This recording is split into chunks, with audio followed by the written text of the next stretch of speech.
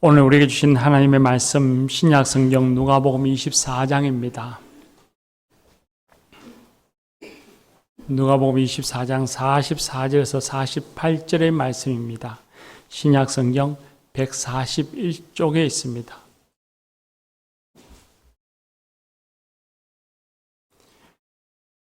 누가복음 24장 44절에서 48절의 말씀입니다.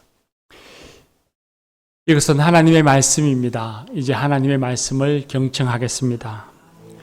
또 이러시되 내가 너희와 함께 있을 때에 너희에게 말한 바 곧 모세의 율법과 선지자의 글과 시편에 나를 가리켜 기록된 모든 것이 이루어져야 하리라 한 말이 이것이라 하시고, 이에 그들의 마음을 열어 성경을 깨닫게 하시고, 또 이러시되 이같이 그리스도가 고난을 받고 제3일에 죽은 자 가운데서 살아날 것과 또 그의 이름으로 죄사함을 받게 하는 회개가 예루살렘에서 시작하여 모든 족속에게 전파될 것이 기록되었으니 너희는 이 모든 일의 증인이라. 아멘. 이 말씀으로 은혜 주실 줄 믿습니다. 마타나 중창단 찬양하겠습니다.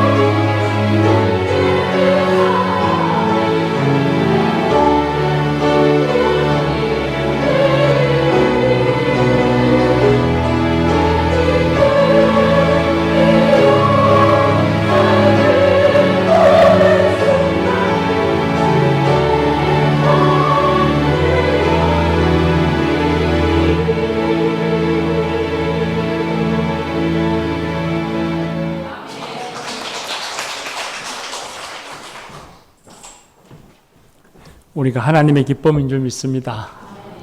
할렐루야. 2주 전에 부활주일이었습니다. 3월 31일이 부활주일이었죠. 부활주일과 한국교회는 아주 깊은 관계가 있습니다. 지금으로부터 139년 전에 조선에 처음 복음을 들고 온 선교사가 2사람이 있었습니다. 일본에서 출발해서 부산을 거쳐 제물포에 도착한 배는 미국 선교사 2사람이 타고 있었는데, 한 사람은 미국 북장로교회에서 파송한 언더우드 선교사였고, 또 한 사람은 미국의 북감리교회에서 파송한 아펜젤러 선교사였습니다.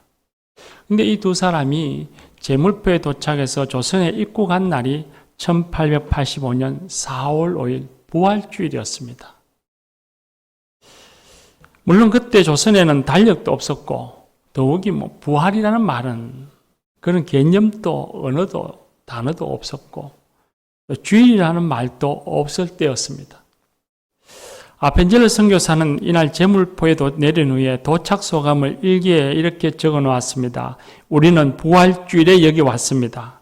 이날 죽음의 철장을 부수신 주님께서 이 백성을 얽매고 있는 줄을 끊으시고 이들을 하나님의 자녀들이 얻는 생명과 자유의 세계로 이끌어 주시기를 기원하나이다. 그렇게 기도하면서 자신들의 부활주일에 이 조선 땅에 도착했던 의미를, 또 기도를 적어 놓았습니다. 이런 의미에서 보면, 선교사적 관점에서 보면 한국교회는 부활주일에서부터 시작되었다 말할 수 있습니다. 우리 역사적 사건을 다양한 관점에서 볼 수 있는데, 선교사들의 관점에서 보면 한국교회는 부활주일에서부터 시작된 것입니다. 복음의 전령들이 부활주일 아침에 제물포에 도착한 것은 조선 백성을 구원하시기 위한 하나님의 섭리였습니다. 이때 선교사들이 들어와서 맨 처음 시작한 것이 교육이었습니다. 언더우드가 길가에 버려진 과들을 모아다가 그 과들을 기르면서 교육을 시작했는데, 그 학교가 경신학교였습니다.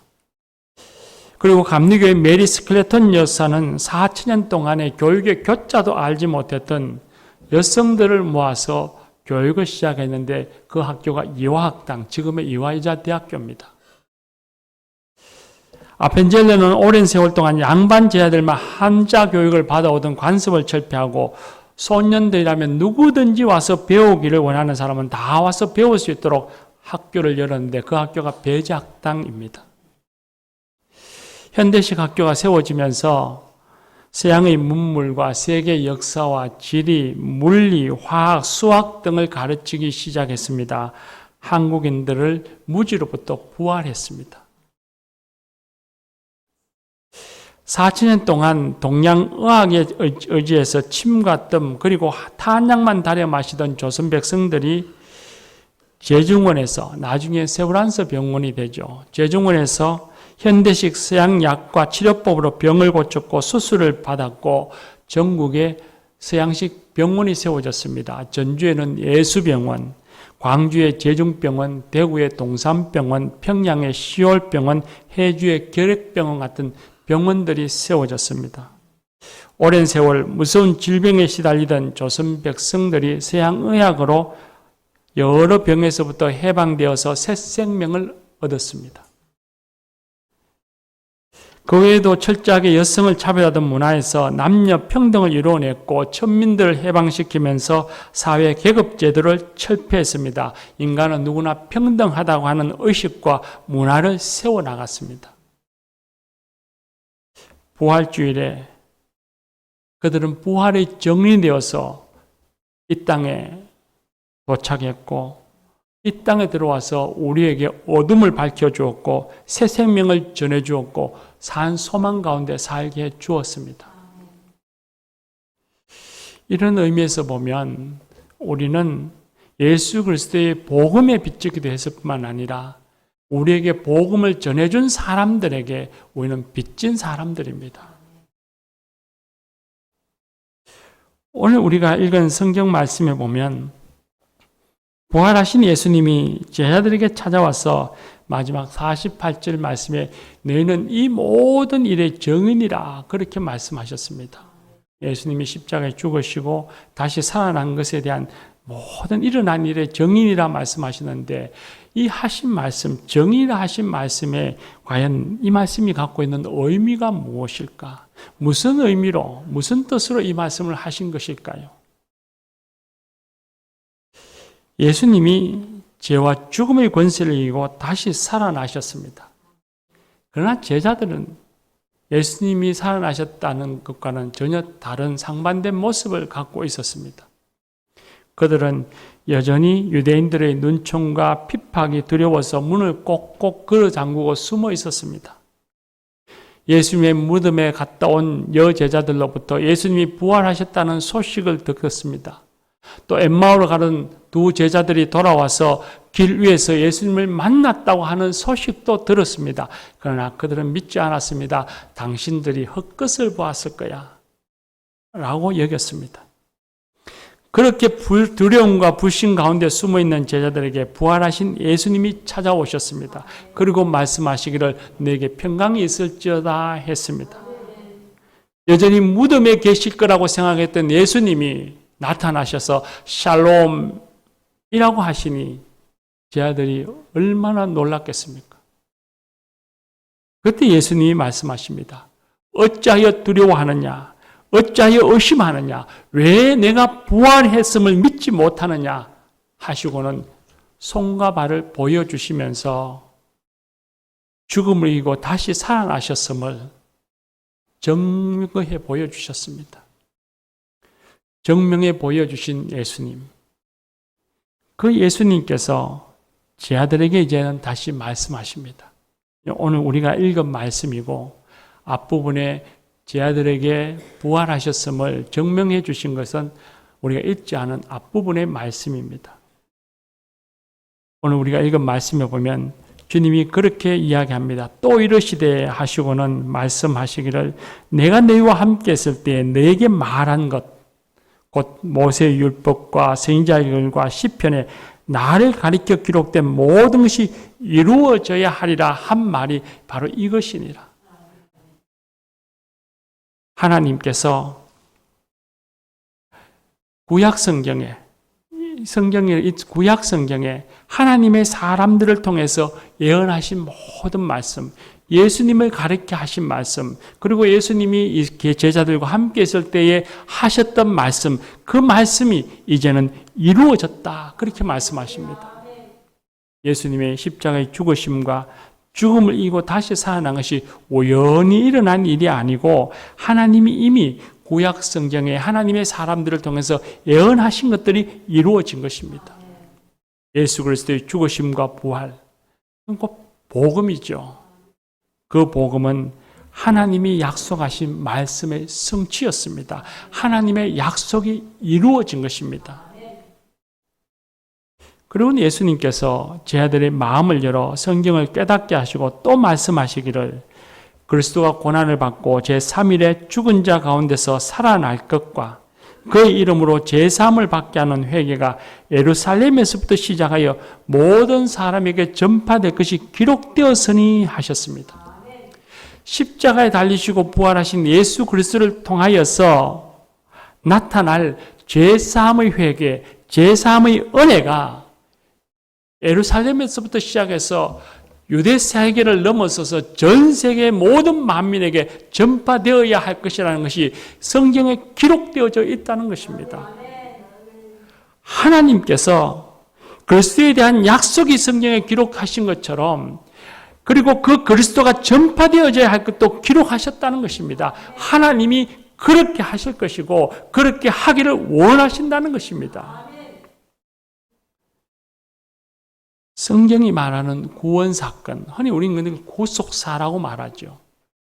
그 구속사가 그리스도의 죽음과 부활로 종결되어지는 것이 아니라 끝이 나는 것이 아니라 모든 백성에게 전 세계에 구원의 소식을 전파함으로써 비로소 종결되어진다. 그런 말씀입니다. 하나님께서 성경에 글이 되리라, 전파되어야 하리라 기록하셨습니다. 하나님께서는 예수 그리스도의 복음이 세상 모든 사람들에게 전파되기를 원하십니다. 그리고 제자들에게 마지막 절에 너희가 이 모든 일의 증인이라 했습니다. 예수님의 죽음과 부활을 본 너희들이 이제는 예수님을 선포하여서 제사함을 받게 하는 회개의 역사, 은혜의 역사를, 그런 역사가 일어나도록 너희들이 만민에게 이제는 복음을 전파하라. 그런 말씀입니다. 너희는 이 모든 일의 증인이라. 너희는 이 모든 것을 보았으니 이제는 하나님이 기록하신 그 뜻대로 너희가 이제는 세상에 나아가서 복음을 전파하여 하리라 하시는 말씀이었습니다. 놀랍게도 사복음서가 동일하게 그렇게 말씀하십니다. 마태복음에서는 제자들에게 모든 민족을 제자를 삼아라 말씀하셨고, 마가복음에서는 만민에게 복음을 전파하라 하셨고, 요한복음에서는 제자들을 세상에 보내노라 하셨고, 베드로에게 내 양을 먹이라 말씀하셨습니다. 이 모든 명령, 이 모든 말씀은 하나님의 예언, 하나님의 뜻을 이루기 위해서 부활이 정인된 제자들에게 주신 사명입니다. 제자들은 부활의 정인이 되어서 하나님이 기록하신 말씀의 예언, 하나님이 약속하신 것을 성취하기 위해서 행해야 할 사람들이요, 그리고 하나님의 뜻을 이루어야 할 사람들입니다. 그리고 신약 성경의 사도행전 이후에 보면 제자들은 예수님의 말씀을 따라서 복음을 전하기 시작합니다. 그들은 사람들에게 스스로 자신들이 복음의 증인이라, 부활의 증인이라 그렇게 시인하고 예수님이 다시 살아나셨음을 전했습니다. 죄의 권세에 매여 있는 사람들에게, 소망 없는 삶을 살아가는 사람들에게 예수님이 죽으셨으나 부활하셨고 죄의 권세가 멸하여졌으니 예수님을 믿고 죄사함을 받으십시오. 산 소망의 사람들이 되십시오. 그러면서 예수님을 전했고 외쳤습니다. 예루살렘을 떠나서 소아시아를 넘어서 유럽에까지 부활의 주님을 증거했습니다. 교우 여러분, 부활의 증인이 12제자들을 비롯해서 예수님 당시에 예수님의 살아계심을 보고 부활하심을 보았던 그 제자들에게만 국한된 것일까요? 하나님이 성경에 기록하신 복음 전파의 사명, 예수 그리스도가 부활이 증거되어져야 하리라 기록하신 그 기록된 말씀, 그 사명이 그들에게만 국한된 것일까요? 만약 그렇다면 사도들이 우리들에게 때를 얻든지 못 얻든지 복음을 전하라 말씀하시지 않았을 것입니다. 저와 여러분, 우리도 부활의 증인입니다. 물론 우리는 예수님의 부활을 직접 육신의 눈으로 목도하지 못했습니다. 그러나 우리는 영적으로 예수님의 부활을 직접 체험한 사람들입니다. 성령의 임재하심으로 죽어 계시는 하나님 예수님이 아니라 살아계신 예수님을 만나서 우리의 죄를 깨닫고 회개하며 죄사함의 은혜를 받았습니다. 그리고 우리는 일상 속에서 죽음을 이기고 다시 살아나신 살아계신 예수님을 우리의 삶에서 직접 체험하고 있습니다. 우리와 함께 하시며 우리를 도와주시고 우리를 지켜주시고 우리를 인도하여 주신 그 살아계신 예수님을 삶에서 직접 체험하며 살아가고 있습니다. 살아있는 예수님을 믿고 그 예수님을 현재적으로 체험한다고 하는 것은 첫 번째 제자들이 예수님의 부활을 직접 목도한 것과 동일한 체험이며 동일한 의미를 갖고 있습니다. 그러니 우리들도 부활의 증인입니다.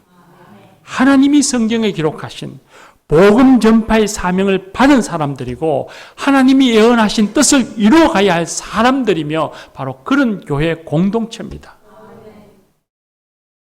교회 여러분, 우리 각자가 부활의 정인임을 믿으시기를 바랍니다. 우리 교회가 부활의 정인된 공동체임을 믿으시기를 바랍니다. 오늘 우리가 사는 세상을 한번 바라보십시오. 예수님 당시에 제자들이 살 때에만 복음이 필요하고 부활의 증거가 필요한 것이 아닙니다.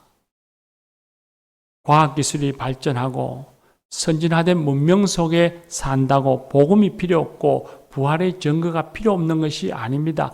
오히려 더 절실합니다. 과학기술은 발달해서 예전에는 누리지도 못하고 상상하지도 못했던 문명의 혜택과 부를 누리며 살고 있지만 세상은 하나님이 아니 계신 것처럼 온갖 죄와 마음의 죄를 지으며 살아가고 있습니다. 하나님처럼 되고자 교만했던 아담과 하와 같은 삶을 삽니다. 시기하여서 동생 아벨을 죽였던 가인 같은 마음과 삶을 살아가고 있습니다. 욕심의 눈이 멀어서 자신을 사랑했던 다윗을 죽이고자 평생을 쫓아다녔던 그 사울 왕과 같은 마음과 모습으로 우리는 살고 있습니다. 죄성에 갇혀 살아가고 있습니다. 그 결과가 죽음이고 심판일진데 눈을 감고 마치 죽음의 계곡이 자신에게는 없는 것처럼 그렇게 우리는 살고 있습니다. 그런 가운데서도 더더욱 우리를 슬프게 하는 건 우리가 절망하며 살고 있다는 겁니다. 젊은이는 젊은이대로, 늙은이는 늙은이들대로 절망과 불안 가운데 살고 있습니다.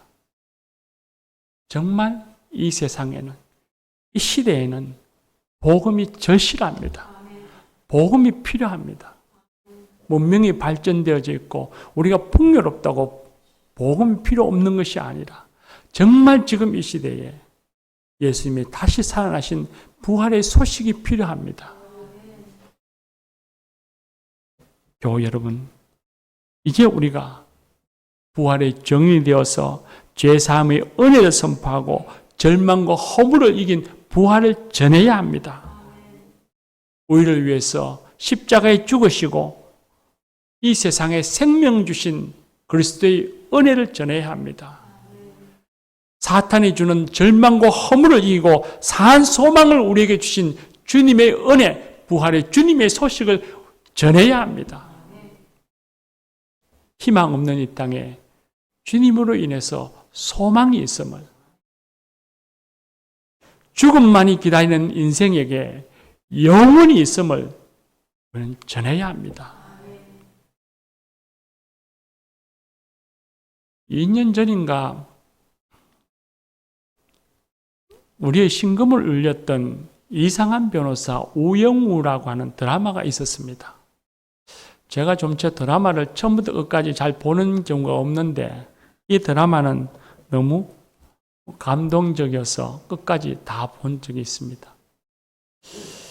자폐 스펙트럼 장애를 앓고 있는 이 우영우라고 하는 변호사가 당당히 한 사회인으로 성장해 나가는 그런 모습을 그린 드라마였고, 그 자폐증을 앓고 있는 사람들에 대한 인식이 그 주변의 사람들에 의해서 변화되어지는 그런 아름다운 모습들을 그린 드라마입니다. 근데 우영우 변호사가 변화하는 법정의 모습이 자주 그 드라마에 보였습니다. 변화하는 그 법정에는 서는 증인들이 있었습니다. 증인들은 저마다 사인이 다르고 저마다 사는 형편과 입장이 다 달랐습니다.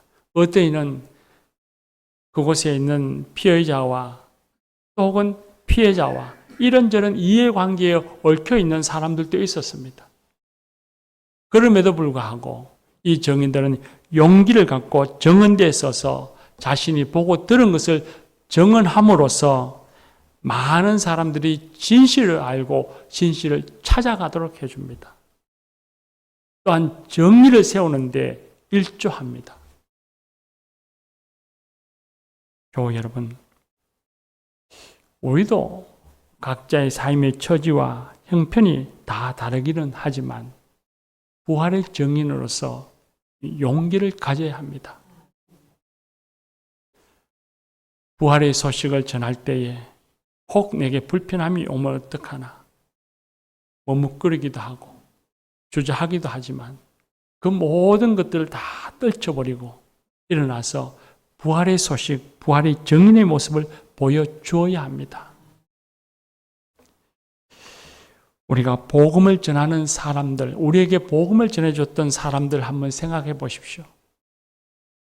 그들이 우리에게 복음을 전할 때 얼마나 두렵고 얼마나 긴장했을까요? 그럼에도 불구하고 주님이 세우신 부활의 증인됨으로 인해서 수말리 길을 마다하지 않고 달려왔지 않습니까? 우리들도 용기를 갖고 이제는 우리가 복음을 전함으로써 우리는 복음의 빚을 우리는 갚아야 합니다. 부활의 증인으로 복음을 전해서 사람들에게 진리를 알게 하고 사람들을 진리로 인도하고 진리 안에서 살도록 해야 합니다. 그렇게 복음을 전하면 내게도 큰 유익이 있습니다. 내 믿음이 성장합니다. 내 신앙이 더 확고해집니다. 복음을 전하면서 죄사함의 은혜를 베풀어 주시는 성령의 역사를 경험하고 살아계신 예수님을 만나게 됩니다. 내 인생이 복을 받습니다. 교회 여러분, 세상에 수많은 사람들 있습니다. 근데 그 수많은 사람들이 나보다 못한 사람 많지 않을 것입니다. 대부분 다 나와 다른 장점을 갖고 있고 나보다 더 훨씬 뛰어난 지혜를 갖고 있고 그리고 삶의 형편과 여유를 갖고 있는 사람들도 많을 것입니다. 그런데 하나님께서는 부족한 우리들을 불러서 부활의 증인되게 해주셨습니다. 예수님을 만나서 예수님을 믿게 하시고 일상 속에서 그 믿음으로 주님이 함께 하시고 살아계심을 우리가 체험하게 하셨습니다. 왜 그러셨을까요? 아무 이유 없이 뜻없이 그냥 하나님이 재미로 우리를 불러 세우신 것일까요? 그러지는 않을 것입니다. 우리를 향하신 하나님의 섭리가 있다고 믿습니다. 그 섭리는 우리가 하나님의 사람으로 부활의 증인이 되어서 우리의 삶의 자리에서 복음이 필요한 이 시대에 우리의 삶의 자리에서 복음을 전하며 부활의 증인의 삶을 살아라고 우리를 부르신 줄 믿습니다. 우리 교회도 역시 마찬가지입니다. 우리 교회 공동체를 세우심도 우리가 부활의 증인이 되어서 세상에 선교사를 파송하는 한마음 한뜻으로 많은 선교사를 파송하며 그 세계를 가슴에 품고 살아가기를 원하시기에 우리를 부르시고 이 공동체를 세우신 줄 믿습니다. 사랑하는 교회 여러분, 저와 여러분은 부활의 증인입니다. 이제는 하나님이 성경에 기록해 놓으신 그 예언의 말씀, 수천 년 전에 하나님께서 기록해 놓으신 그 약속의 말씀, 그 말씀 통해서 세워진 사람들이요, 그 사명, 그 뜻을 이루어가는 그런 저와 여러분이 되십시다. 기도합시다.